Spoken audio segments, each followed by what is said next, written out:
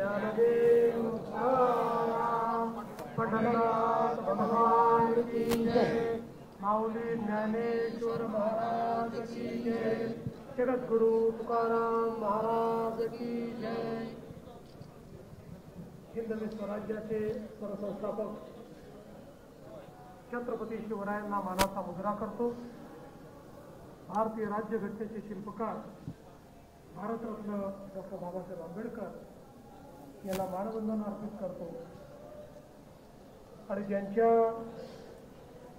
आशीर्वादाने ज्यांच्या कृपेने आपण सर्व लोक या आषाढीचा आनंद घेतो आहे त्या पांडुरंगाच्या चरणी नतमस्तक होत त्यांचा आशीर्वाद घेतो। आज या पवित्र पर्वावर या ठिकाणी उपस्थित असलेले आपल्या मंदिर समितीचे अध्यक्ष श्री गैरीनाथ महाराज वंसेकर, त्याचप्रमाणे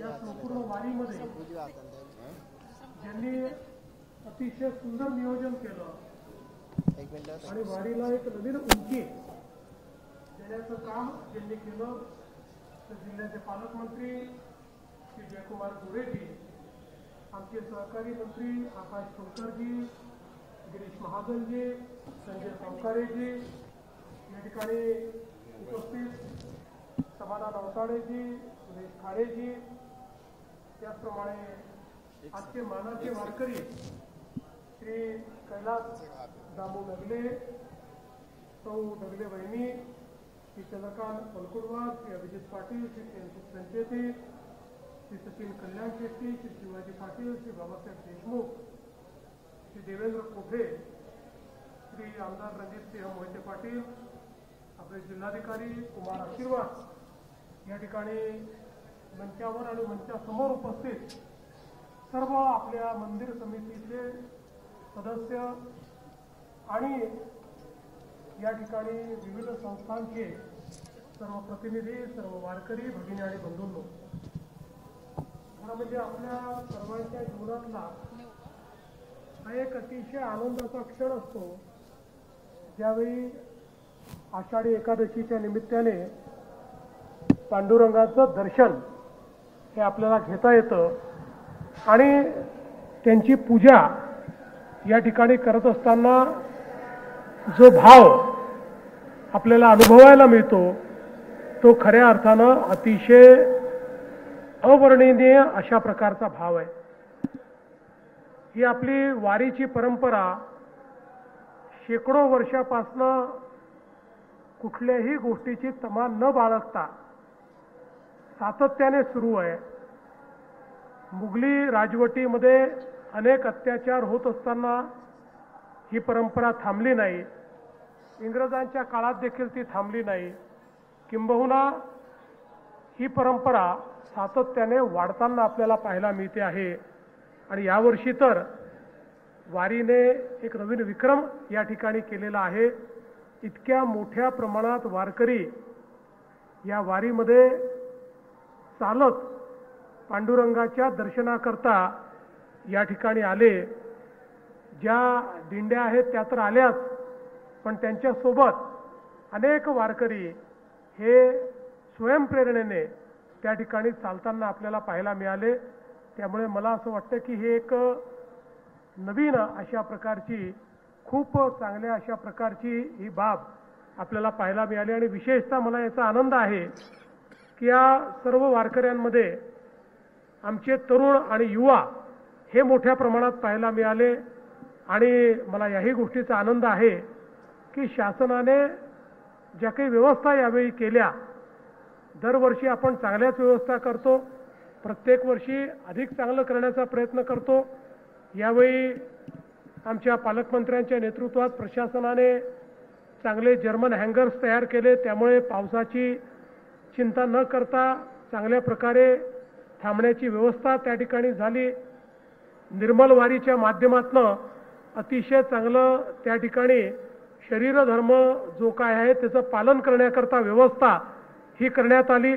त्यामुळे कुठेही आपल्याला घाण पाहायला मिळाली नाही आणि निर्मल वारी सोबत हरितवारी होताना देखील आपण पाहिली, पर्यावरणपूरक वारी होताना देखील आपण बघितली। त्यामुळे खऱ्या अर्थानं आपल्या संतांनी जो दिलेला संदेश आहे तो संदेश या वारीच्या निमित्ताने आपल्याला अनुभवायला मिळाला। आणि या आपल्या वारकरी परंपरेमध्ये, आपल्या वारीमध्ये आणि पांडुरंगाच्या भक्तीमध्ये सगळ्यात महत्त्वाचं जर काही असेल तर प्रत्येक व्यक्ती दुसऱ्या व्यक्तीतला पांडुरंग पाहतो आणि त्याच्यासमोर नतमस्तक होतो। अशा प्रकारचं जगामध्ये कुठेही अनुभवायला मिळत नाही की प्रत्येक जण दुसऱ्यामध्ये ईश्वराचं रूप पाहतोय आणि त्याचं दर्शन घेऊन त्या ठिकाणी धन्य होतो आहे। मला असं वाटतं ही जी परंपरा आहे की ज्या परंपरेने खऱ्या अर्थानं अतिशय अडचणीच्या काळामध्ये आपल्या भागवत धर्माची पताका या ठिकाणी उंच ठेवली आणि हा वैष्णवांचा जो मेळा आहे हा अशाच प्रकारे वाजत गाजत नाचत हरिनाम त्या ठिकाणी हरिपाठ करत खऱ्या अर्थानं जेव्हा निघतो त्यावेळी निश्चितपणे मला असं वाटतं की एक वेगळी असीम अशा प्रकारची ऊर्जा तयार होते। आणि माझा महाराष्ट्र हा जो आज प्रगतीच्या दिशेने चाललेला आहे त्या प्रगतीमध्ये आध्यात्मिक प्रगती ही सर्वात महत्त्वाची आहे आणि त्या प्रगतीचं खरं म्हणजे जे पाईक आहे ती आमची वारी आहे, आमची ही संस्कृती आहे। आणि म्हणून या सर्व वारकरी बंधूंचं मी मनापासून आभार मानतो। मला याही गोष्टीचा आनंद आहे की यावेळी पालकमंत्र्यांनी आणि जिल्हा प्रशासनाने हा निर्णय घेतला की VIP दर्शन जे आहे ते कमी करावं, ते बंद करावं। अगदी नेमक्या लोकांना त्या ठिकाणी जी काही आहे ती व्यवस्था म्हणून आपण त्या ठिकाणी अलाउ केलं आणि याचा परिणाम असा झाला की आमचे जे सामान्य भक्त आहेत, जे वारकरी आहेत, यांचा दर्शनाचा कालावधी हा 5 तासाने कमी झाला। मला असं वाटतं हे अत्यंत महत्त्वाचं आहे, कारण या ठिकाणी काही कळस दर्शन घेतात, काही मुखदर्शन घेतात, ज्याला जसं दर्शन मिळेल तसं दर्शन घेतात आणि काही जर मिळालं नाही तर पायरीच्या दर्शनानेही समाधानी होणारे आमचे वारकरी आहेत आणि काही मिळालं नाही तर एकमेकातला विठ्ठल पाहूनही या ठिकाणी विठू माऊलीचं दर्शन झालं असे समजणारे आमचे वारकरी आहेत। त्यामुळे खऱ्या अर्थानं विठ्ठल रुक्माई हे आपलं आराध्य दैवत, या आराध्य दैवताच्या या आजच्या अतिशय महत्त्वाच्या दिवशी आपल्या सर्वांना मी मनापासून शुभेच्छा देतो। आमचे मानाचे वारकरी जे आहेत त्यांनाही शुभेच्छा देतो आणि त्यांना पांडुरंगाचा आशीर्वाद मिळाला त्यामुळे आज खऱ्या अर्थानं हा अग्रपूजेचा मान त्यांना मिळाला।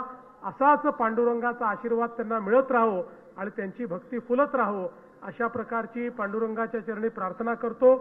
आणि खऱ्या अर्थानं पांडुरंग आपल्या सर्वांना आपल्या मनातलं ओळखणार आहे, त्याच्यामुळे त्याच्यापुढे तसं काही मागावंच लागत नाही।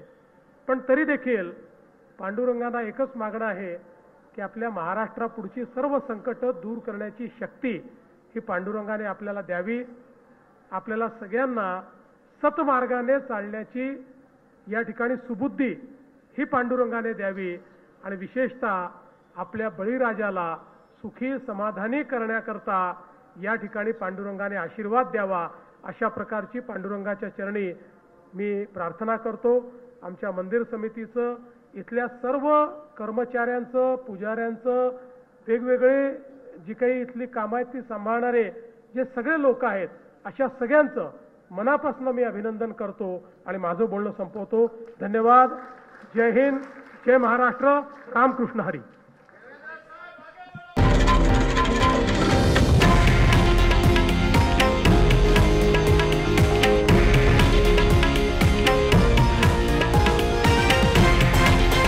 हे आहे देशातील नंबर 1 न्यूज नेटवर्क आणि आपण पाहत आहात TV9 मराठी, एकमेव।